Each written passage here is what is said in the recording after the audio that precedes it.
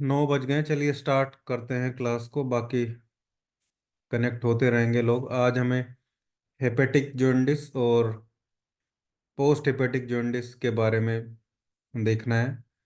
Last class में भी मैंने बताया था कि एक्चुअली लीवर से पहले जब इनडायरेक्ट बिलिरुबिन ज़्यादा बनता है तो उसकी वजह से प्री हेपेटिक जॉन्डिस होता है।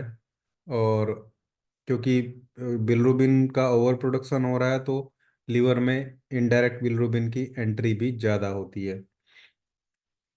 फिर उतना ग्लूक्रोनिक एसिड भी नहीं रहता जो उसको कंजुगेट कर सके। तो उस कंडीशन में फिर जो डायरेक्ट बिलिरुबिन है उसकी वैल्यू बढ़ जाती है और हम फिर उसको हेपेटिक जॉन्डिस के तरीके से देखते हैं, क्योंकि वहाँ पे कंजुगेशन उतना नहीं हो पा रहा है जितना होना चाहिए, और अनकंजुगेटेड बिलिरुबिन की एंट्री भी ज़्यादा हो रही है। इस केस में भी इनडायरेक्ट बिलिरुबिन मोस्टली जो है वो बढ़ा मिलता है, लेकिन इसमें लीवर का इन्वॉल्वमेंट भी है एक्चुअली। भले ही ओवर प्रोडक्शन की वजह से प्रॉब्लम जो है देखने को मिल रही है, लेकिन इनडायरेक्ट बिलिरुबिन के साथ साथ डायरेक्ट बिलिरुबिन भी बड़ा मिल सकता है, और टोटल बिलिरुबिन तो बड़ा मिलेगा ही क्योंकि उसकी वैल्यू ऑलरेडी ज़्यादा ही हो जाएगी। तो यानी कि इसमें मेटाबॉलिज्म भी इफेक्ट रह सकता है। ठीक है। और टोटल जो बिलिरुबिन है वो बड़ा मिलेगा, यानी कि यहाँ हमें जो लगभग लगभग पहले वाले जो ट्रीटमेंट बताया था मैंने उस पे हमने वर्क किया था, लगभग वैसा ही वर्क करना पड़ेगा, लेकिन लीवर को थोड़ा प्रोमिनेंटली तरीके से हम इसमें देख।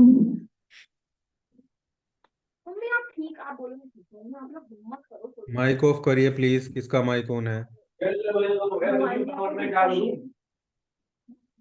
अनीता जी माइक ऑफ करिए।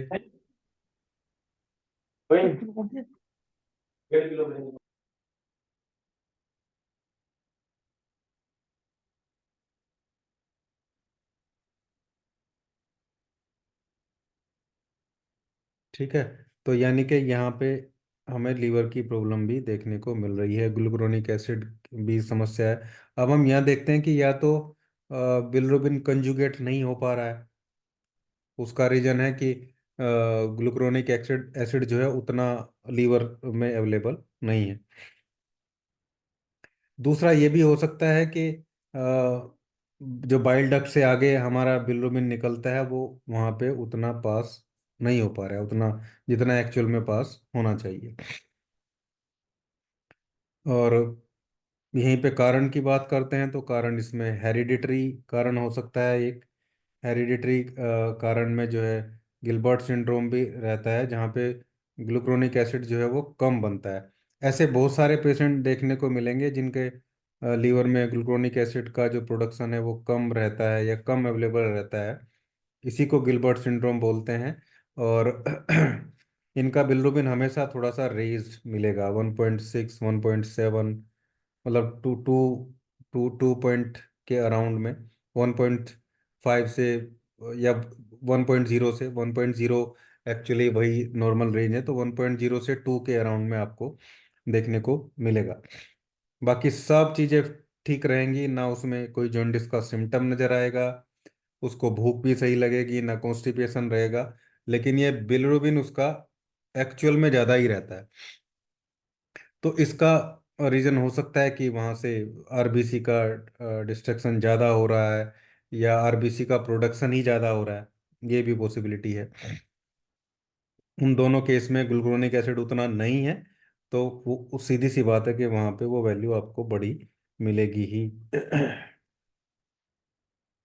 तो ये गिलबर्ट सिंड्रोम है। और इसको भी हम लगभग उसी तरीके से देख सकते हैं, हालांकि ये हेरिडिटरी प्रॉब्लम है। अब हेरिडिटरी प्रॉब्लम के लिए हमारे पास रेमेडी है, S5 है, वेनेरियो 1 है, इन्हीं का हम यूज़ करेंगे इन चीज़ के लिए भी। तो एक कारण हो गया हेरिडिटरी, दूसरा कारण हो गया लीवर में इन्फ्लामेशन हो सकता है। लीवर में इन्फ्लामेशन हो सकता है किसी ट्रॉमा की वजह से, इंजरी मतलब। या किसी ड्रग की वजह से, कोई एंटीबायोटिक, स्टीरॉयड वगैरह, ठीक है ना, हाई पेन किलर वगैरह, या अल्कोहल की वजह से, इनकी वजह से लीवर में इन्फ्लामेशन हो सकती है। इस वजह से भी हेपेटिक जॉन्डिस देखने को मिल सकता है। इसके अलावा और बहुत सारे कारण हो सकते हैं, जैसे ब्लड चेरी सिंड्रोम होता है, जिसे हेपेटिक वेन थ्रोम्बोसिस भी हम बोलते हैं। हेपेटिक वेन में कहीं थ्रोम्बोसिस मिल सकता है। हेपेटिक सिस्ट हो सकता है, लीवर सिस्ट जिसे हम बोल सकते हैं। या लीवर में कोई इन्फेक्शन हो सकता है, बैक्टीरियल इन्फेक्शन हो गया जैसे, या viral infection, hepatitis A B C D E में से कोई एक। ठीक है। इसके अलावा कोई फंगल इन्फेक्शन भी हो सकता है, कैंडिडा वगैरह। और वहीं कोई जो ट्रांसमिटेड डिजीज होती हैं मेल के लिए या फीमेल के लिए, उनसे भी ये प्रॉब्लम, सिफिलिस वगैरह से भी ये प्रॉब्लम जो है, गोनोरिया सिफिलिस वगैरह से भी ये प्रॉब्लम देखने को मिल मिल सकती है। बाकी पैनक्रियाटिक या लीवर फेलियर की सिचुएशन में भी हेपेटिक जॉन्डिस हो सकता है। लीवर सिरोसिस, नेक्रोसिस मतलब सेल, लीवर सेल डेथ, ये सब अलग अलग कारण है जिनकी वजह से हम ये हेपेटिक जॉन्डिस देख सकते हैं। जो कारण नज़र आता है उसके अकॉर्डिंग तो हमें ट्रीटमेंट देना ही होगा। लेकिन मोस्ट प्रोमिनेंटली हमें वही सोचना है कि हेरिडिटरी है तो क्या करना है, या हमें नहीं पता है एक्चुअल में। वैसे तो टेस्ट कराने से क्लियर हो जाएगा सब कुछ। सिम्टम और टेस्ट एक दूसरे से मैच नहीं करेंगे। टेस्ट से पता चल रहा है कि ये जॉन्डिस की सिचुएशन में है, इसका बिलिरुबिन 1.8 है, 2.1 है। लेकिन सिम्टोमेटिकली ना कोई स्क्लेरा में पीलापन है ऐसा नजर आता है, स्टूल भी नॉर्मल है। यूरिन का आप पूछोगे तो पेशेंट बोलेगा कि अगर ठीक पानी पीते हैं तो सही यूरिन आता है, अदरवाइज थोड़ा बहुत पीलापन आता है। तो ये गिलबर्ट सिंड्रोम है। इस सिचुएशन में भी हमारा सेम ट्रीटमेंट ही रहेगा लगभग। आप इस केस में वेनेरियो 1000 को, पेशेंट को अलग अलग वीकली या फोर्टनाइटली या मंथली जैसे रिक्वायर्ड है उस तरीके से आप दे सकते हैं। सिम्टोमेटिकली भी वही मैंने बताया कि अगर इन्फेक्शन है या फिर ये लगातार कुछ दिन तक चल जाए, हेपेटिक जॉन्डिस, केवल गिलबर्ट की बात नहीं कर रहा हूँ, हेपेटिक जॉन्डिस की बात कर रहा हूँ। एग्जैक्ट जो पीलिया है, असली में जो पीलिया जो लीवर की वजह से होता है वो यही है। इसमें राइट हाइपोकोंड्रिक रीजन में पेन देखने को मिलेगा, येलो डिस्कलरेशन देखने को मिलेगा, स्क्लेरा में, स्किन में, यूरिन में, स्टूल में। ठीक है। नोजिया, वोमिटिंग भी इसमें देखने को मिलती है। लो एपेटाइट रहती है। डायरिया हो सकता है, कॉन्स्टिपेशन हो सकता है, दोनों अल्टरनेट करके भी हो सकते हैं। इचिंग होगी बॉडी में। ठीक है। और फैट का डाइजेशन खराब हो जाएगा एकदम। फैट और प्रोटीन दो चीज़ें हजम नहीं होंगी बिल्कुल भी पेशेंट को। पल्स थोड़ी हाई रहेगी, ऐसे पेशेंट की 90 से ऊपर पल्स देखने को मिलेगी आपको। इसलिए कभी कभी एंग्जाइटी जैसी चीज़ भी इस पेशेंट में रहती है। इन्वेस्टिगेशन वही है, मोस्टली एलएफटी और USG, liver function test, blood test होता है। और यूएसजी अल्ट्रासोनोग्राफी जिसे हम बोलते हैं, ये अल्ट्रासाउंड होता है। तो बाकी जो हेरिडिटरी प्रॉब्लम है उसको अगर छोड़ दें वो अलग चीज़ है। कई बार उसमें बहुत ज़्यादा डिफ्लेक्शन देखने को नहीं भी मिलता है। लेकिन टेस्ट में जब आप एलएफटी कराएंगे तो बिलिरुबिन, टोटल बिलिरुबिन बढ़ा मिलेगा, क्योंकि डायरेक्ट बिलिरुबिन भी बढ़ा मिलेगा थोड़ा बहुत, और इनडायरेक्ट बिलिरुबिन भी बढ़ा मिलेगा। ठीक है। तो ये चीज़ है। बाकी सर एसजीओटी, एसजीपीटी, थोड़ा बहुत फैटी लीवर होगा तो थोड़े बहुत रेज हो सकते हैं, अदरवाइज बाकी सारा टेस्ट जो है वो लगभग नॉर्मली हमें देखने को मिलता है। ठीक है। अब हम यहाँ पे रेमेडी की बात करते हैं, कौन कौन सी रेमेडी, कौन कौन सी मेडिसिन हम इसमें यूज कर सकते हैं। अब इसमें देखिए आप, जैसे मैंने बताया, मैंने पहले भी बताया था, मेडिसिन लगभग लगभग वैसी सी ही है। लेकिन वैन वन है, वर्वन भी लेनी पड़ेगी, पड़ सकती है। वायरल केस भी हो सकता है, हेपेटाइटिस बी, हेपेटाइटिस ए में से कोई एक हो सकता है। इसके अलावा S5, वर्वन वायरल के लिए है, वेनेरियो वन हमने हेरिडिटरी प्रॉब्लम के लिए है, C10 और वाई स्पेशली लीवर की रेमेडी है।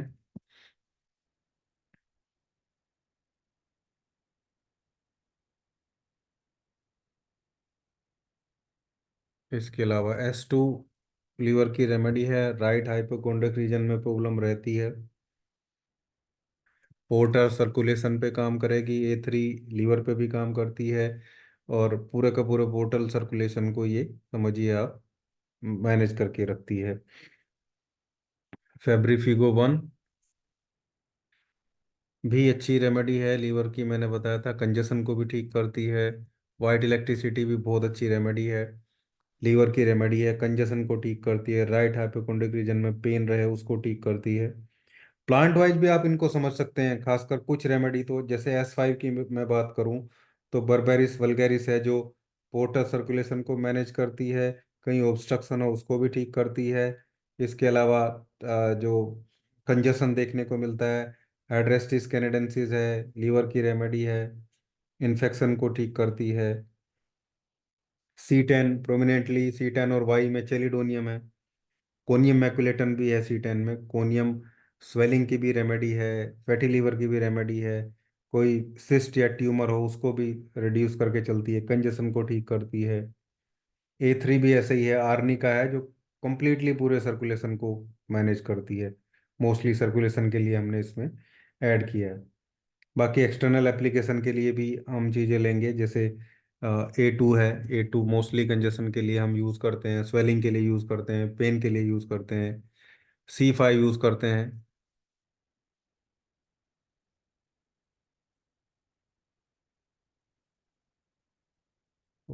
स्वेलिंग है, पेन है, ठीक है, इन्फ्लामेशन है, सब पे काम करती है। F2 भी इसी तरीके से काम करती है। तो अब हमें इन सब चीज़ों को यूज़ करके अपने प्रोटोकॉल बनाने हैं, लेकिन हमें ध्यान रखना है कि कहीं ना कहीं यहाँ कुछ और चीज़ें भी हमें जॉन्डिस में देखने को मिलती है, क्योंकि ये प्रॉपर वाला जॉन्डिस है। प्री हेपेटिक जॉन्डिस बिल्कुल अलग चीज़ है। प्री हेपेटिक जॉन्डिस में आप देखिए लीवर बिल्कुल सही होगा तो भी वो प्री हेपेटिक जॉन्डिस हो सकता है। वहाँ पे ज़्यादातर A3 का रोल है। A3 मतलब सर्कुलेटरी प्रॉब्लम है, ब्लड सर्कुलेशन की समस्या हो सकती है, ज़्यादा सर्कुलेशन होने से भी हो सकता है ना, या फिर ब्लड सेल्स की कंपोजिशन की वजह से हो सकता है, और या RBC प्री मैच्योर हो रही है उसकी वजह से हो सकता है, RBC के ओवर प्रोडक्शन की वजह से हो सकता है। यहाँ प्रॉपर लीवर की प्रॉब्लम है, डाइजेस्टिव प्रॉब्लम भी पेशेंट को देखने को मिलती है, तो हमें डाइजेशन की रेमेडी भी यहाँ पे यूज़ करनी पड़ेगी, जैसे S10 है, C10 ऑलरेडी हमारे पास है, C10 हमने ली भी है उसमें। C15 क्योंकि पेशेंट को कुछ चीज़ें डाइजेस्ट नहीं होती हैं, डाइजेस्टिव जूसेस भी, क्योंकि पूरा का पूरा कंट्रोल एक तरीके से आप देखिए लीवर के साथ जुड़ी हैं सारी चीज़ें, तो जूसेस भी उतने प्रोमिनेंटली जो है सीक्रेट नहीं हो पाते हैं स्टमक में, तो स्टमक की रेमेडी भी हमें लेनी होगी। और रिस्ट्रिक्शन भी है कुछ, वो बताऊंगा, कुछ बहुत अच्छे सप्लीमेंट है उनकी बात भी करूंगा। सप्लीमेंट जितने भी मैं बता रहा हूँ आप पेशेंट को यूज़ कराइए, आपके पास नहीं है कोई बात नहीं, आप पेशेंट को एक पेपर पे लिख के दे दीजिए, वो ले लेगा कहीं से। हर्बल सप्लीमेंट भी हैं और बाकी नॉर्मल सप्लीमेंट्स भी आते हैं, ठीक है। या आप अच्छा चार्ट बना सके अपना सप्लीमेंट का तो चार्ट बना के रख लीजिए, ऐसा मैं बिल्कुल रिकमेंडेड नहीं है कि वैसे ही रहे, आप चार्ट बना के रख सकते हैं। इलेक्ट्रो होम्योपैथी में एक्चुअली उस लेवल की रिसर्च अभी नहीं हुई है। रिसर्च का मतलब लैब रिसर्च चाहिए, ये तो हम सबको पता है कि जब L2C4 WE S5 को यूज करते हैं तो उससे बहुत सारी मल्टीविटामिन्स की डेफिशिएंसी पूरी होती है। लेकिन scientifically research paper, scientifically lab में ये सब टेस्ट नहीं हुआ कि ये चीज़ की कमी है तो हम क्या दें। वो तो ठीक है, हम तुक्केबाजी तरीके से कर रहे हैं कि ये दे देंगे तो ये कुछ चीज़ की पूर्ति खुद कर देगा और कुछ को एब्जॉर्ब कराने में हेल्प कर देगा। अभी होम्योपैथी में भी उस लेवल का कोई रिसर्च नहीं हुआ है। हालांकि एलन और बैक्सन दो कंपनी ने कुछ न्यूट्रिएंट्स निकालने शुरू किए हैं अब, लेकिन वो भी बाहर से जो कंपाउंड मिलते हैं जो केमिकल कंपाउंड्स वगैरह होते हैं, जैसे फिश ऑयल का कैप्सूल भी एलन निकाल रही है। लेकिन उसके लिए एलन ने अलग से कंपनी रजिस्टर्ड करी है, एलन न्यूट्रास्यूटिकल्स के नाम से, जिसमें वो न्यूट्रिशन डेफिशिएंसी से रिलेटेड चीजें बना के होम्योपैथ्स को दे रही है। तो हमारे पास उतनी रिसर्च अभी नहीं है ना। सर एक क्वेश्चन था, सॉरी बीच में। सर हम अपने पास एसबीएल के जो बायो कॉम्बिनेशन है वो रख सकते हैं? नहीं मैम, लीगली तो नहीं रख सकते, बाकी रख सकते हैं, मना तो कोई करेगा नहीं, लेकिन लीगली तो। नहीं नहीं सर। हाँ तो फिर ओके सर, बस। Thank you.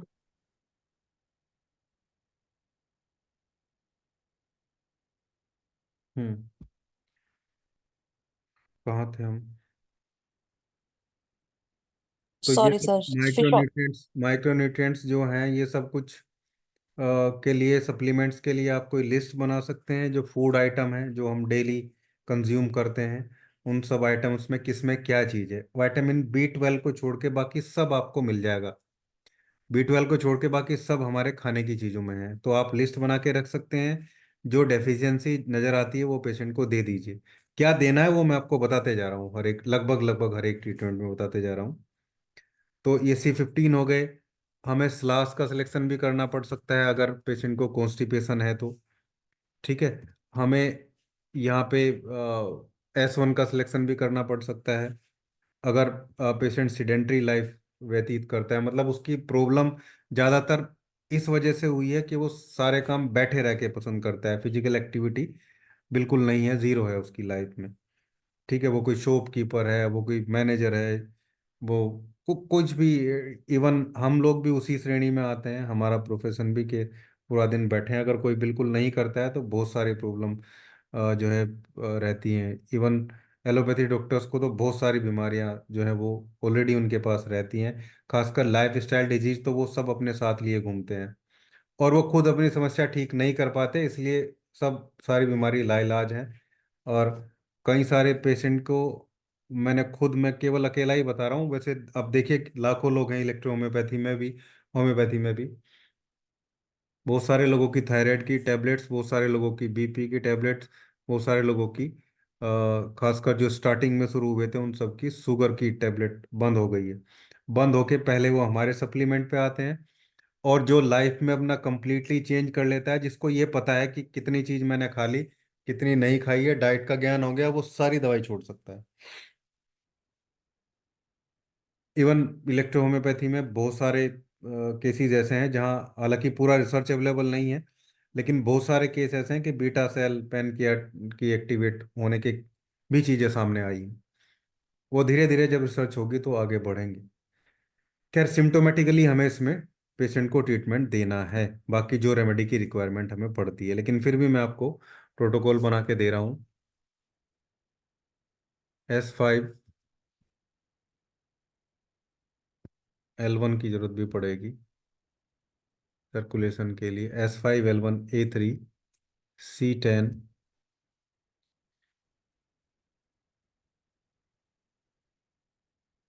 और W वर वन और WE। साथ में आप देखिए, अगर हेरिडिटरी प्रॉब्लम है, गिलबर्ट सिंड्रोम ही नज़र आता है, तो आप उसको वैन 1000 स्टार्ट करा दीजिए। अदरवाइज इसी में वैन 1 रख लेंगे हम, इसी प्रोटोकॉल में हम वैन 1 रख लेंगे और इसको हम D5 में चलाएंगे। अभी मैं भी कोशिश करता हूँ कुछ चीज़ें आगे बढ़ने की, या कुछ एक्चुअली जब ये एंड यूज़र तक पहुँचेगी इलेक्ट्रोहोम्योपैथी, तब चीज़ें क्लियर होंगी। लेकिन अभी तो फिजिशियन तक ही बहुत सरलता के साथ अवेलेबल नहीं है। फिजिशियन को इतनी माथापच्ची कराई जा रही है। इवन कुछ कंपनी, चलो मैं किसी कंपनी से बिल्कुल प्लांट का एक्सट्रैक्ट खरीदूं, जिसे क्रूड बोल सकते हैं, टिंचर बोल सकते हैं, तो वो समझ में आता है, क्योंकि मेरे साथ सैकड़ों लोग जुड़े हैं, उनको मैं मेडिसिन प्रिपेयर करके देता हूँ।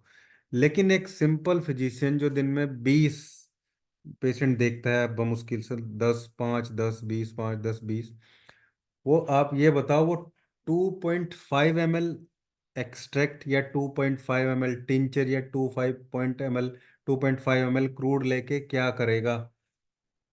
सारी लाइफ उसकी वो खत्म नहीं होगा। इवन 6 महीने बाद वो, 6 महीने 7 महीने बाद बेकार हो जाएगा।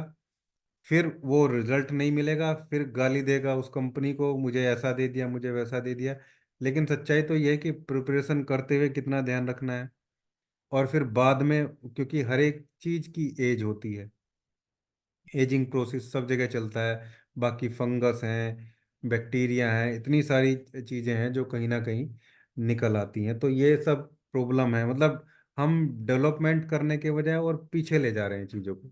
यानी कि वहां ले जा रहे हैं, जब भाई आगे बढ़ने का मतलब ये कि फिजिशियन को मैक्सिमम चीज़ें बनी बनाई मिलनी चाहिए, हम फिजिशियन को ही उसमें घुसा रहे हैं। ये सब चीज़ें समझ से परे हैं सारी। खैर, सब बढ़ रहे हैं। मैंने D3 पेटेंट बनाए थे, उनसे ड्रॉप मेथड बनाया, वो काफ़ी इजी है, लोग यूज़ भी कर रहे हैं। अब 2-3 लोगों ने थोड़ा मुझे बताया, आपके ग्रुप में से भी, पहले में से भी। अब मैं सोच रहा हूँ कि कुछ पेटेंट जो है वो मैं केवल RS बेस में बनाऊंगा, RS के साथ में, ताकि फिजिशियन पेशेंट को सीधा ग्लोबुल में डाल के दे दे। 1 ड्राम ग्लोबुल में 30 से 40 बूंदे डाल के दे दी, बस तैयार। बाकी और कुछ नहीं ऐड करना। और बाकी फॉर्मुलेशन है, वो कोई फॉर्मूला, मतलब एक ग्लोबिल का बना के दे दिया, एक अपना D3 से बना के दे दिया, जो भी फॉर्मूला मैं बनाता हूँ। इजी रहेगा, रिजल्ट ओरिएंटेड रहेगा, और बहुत ज़्यादा माथापच्ची नहीं रखनी पड़ेगी। अब पिछले महीने शायद कर्नाटक से एक हमारे ग्रुप में है, उनका फ़ोन आया, उन्होंने बहुत सारी पता नहीं क्या क्या चीज़ें खरीद ली, उन्होंने मुझे दिखाया। आप यकीन मानिए, 10 12 15 20 पेशेंट बस, ज़्यादा से ज़्यादा। और उनका 3 BHK घर पूरा दवाई से भर गया। किसी ने बता दिया 200 ऐसे बनेगा, तो 200 बनाने पे लग गए, 1000 बनाने पे लग गए। ये डाइल्यूशन, वो डाइल्यूशन। 20 तो रैक रखी है, 20 रैक रखी है, चार चार 450 ml की, पता नहीं कितनी बोतल उनके यहाँ रखी है। हाँ, 200 1 M, ये सब चीज़ें RS में ही रहेंगी मैक्सिमम, ताकि ग्लोबल्स में दिए जा सकें। बाकी पेटेंट भी मैं इस तरीके से प्रिपेयर करूंगा, ना स्ट्रोक देने की ज़रूरत है। और अगर वाटर में भी देना है तो भी स्ट्रोक ना देना पड़े। और वो दोनों तरीके से दे सकते हैं आप, उसको डाइल्यूट करके भी दे सकते हैं, बल्कि ग्लोबल्स ज़्यादा कन्वीनियंट मेथड है। बड़े इजीली ग्लोबल मिल जाते हैं, ऑनलाइन अवेलेबल हैं। अदरवाइज होम्योपैथी शॉप से ले लें जाके, वो नॉन मेडिकेटेड होते हैं, या फिर ऑनलाइन मंगा ले कहीं से। आधा आधा किलो, 1 1 किलो के पैकेट आते हैं, ग्लोबल्स आते हैं, डिस्केट आती हैं। ईजी, अभी देखते हैं, थोड़ा टाइम लगेगा बनने में। 11 जनवरी को मैटी डे है, मैटी जी का। तो सोचते हैं उस दिन कुछ अनाउंसमेंट करें, देखेंगे कितनी प्रिपरेशन हो पाएगी। खैर, S5 L1 A3 C10 वर्वन 1 1 W केवल अकेले वर्सेज आप देंगे, बिलरुबिन कम होना, बिलरुबिन ठीक होना, सब चीज़ें शुरू हो जाएंगी। लेकिन आप समझिए, थोड़ा पेशेंट से बात करिए, क्या उसका यूरिन का आउटपुट ठीक है? यूरिन का आउटपुट ठीक नहीं है तो हो सकता है आपको S6 भी पेशेंट को देना पड़े। S6 देने का तरीका है कि आप उसको सीधा D3 दे दीजिए, या D4 दे दीजिए। और अगर D4 दे रहे हैं तो उसको बोलिए कि 2 2 से 4 ड्रॉप पानी में डाल के ले लेगा, ताकि यूरिन आउटपुट थोड़ा बढ़े। D3 दे रहे हैं तो उसको एक 1 लीटर की बोतल में वही 2 ml के आसपास D3 ऐड करके दे दो उसको। और उसको बोलो 5 ml दिन में 3 बार उसको ले लेगा, 5 5 ml, ताकि यूरिन का आउटपुट थोड़ा सा इंक्रीज हो उसका। क्योंकि ये हम क्या कर रहे हैं, इस पूरे के पूरे बिलिरुबिन को हम इसको सर्कुलेशन में लेके आना चाह रहे हैं, और फिर उसका निकलना भी जरूरी है। इसलिए उसको स्टूल भी पास होना जरूरी है, सिम्टोमेटिकली चीज़ें क्लियर हों, वो ज़्यादा अच्छा यहाँ पे देखने को मिलेगा। अब बात करते हैं सिम्टोमेटिकली क्या उसको एसिडिटी वगैरह होती है। S10 C15 YB, ये भी आप उसको दे दीजिए। और D6 में ये दे दीजिए, या D5 के ग्लोबुल्स बना के दे दीजिए। D6 में दे दो आप, कोई दिक्कत नहीं है। इससे उसका थोड़ा सा एसिडिटी का बैलेंस भी बना रहेगा, और पेट में जलन, बर्निंग सेंसेशन ये वगैरह देखने को मिलते हैं, वो सारी चीज़ें भी ठीक रहेंगी। S2 का 200 OD 50 BD दीजिए, दिन में 2 बार दीजिए। इसके बाद 30 देना है कुछ दिन तक, और फिर जब तक ट्रीटमेंट चलेगा फिर उसको धीरे धीरे आप सब क्लोज कर देंगे। टेस्ट कराने के बाद ही क्लोज करेंगे। बिलिरुबिन जो है वो अपनी नॉर्मल 1.0 से लेके 1.2 के रेंज में आ जाए। पेशेंट की जो सिम्टोमेटिकली चीज़ें हैं वो ठीक हो जाएं। बाकी अगर कॉन्स्टिपेशन है तो स्लास का D4 दिया जा सकता है। Slash D4 if constipation.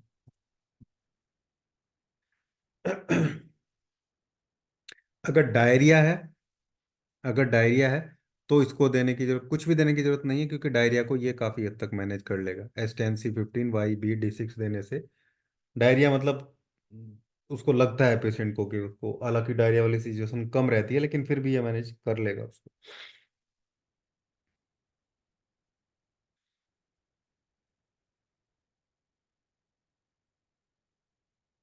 ये हम बात कर रहे हैं हिपेटिक जॉन्डिस,